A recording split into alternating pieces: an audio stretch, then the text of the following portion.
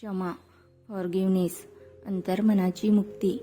बौद्ध तत्त्वज्ञानात क्षमा म्हणजे ज्याने आपल्याला दुखावलं त्याच्याविषयी द्वेष न ठेवता मन मोकळं करणं.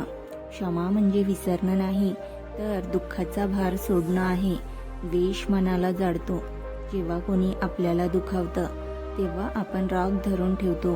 पण लक्षात घ्या, जो माणूस कदाचित पुढे गेला असेल, पण आपण अजूनही त्या दुःखात अडकलेलो असतो, म्हणजेच आपण स्वतःलाच त्रास देत असतो.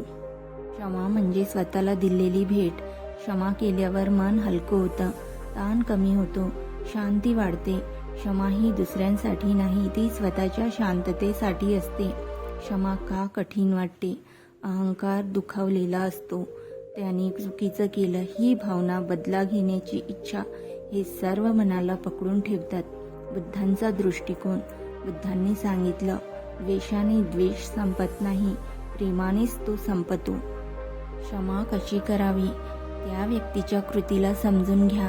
रागाला निरीक्षण करा. स्वतःला विचारा, हा राग ठेवून मला काय मिळतं? हळूहळू सोडण्याचा निर्णय घ्या. क्षमा एक प्रोसेस आहे.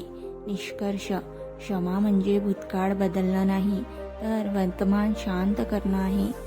ज्या क्षणी तुम्ही सोडता त्या क्षणी तुम्ही मुक्त होता.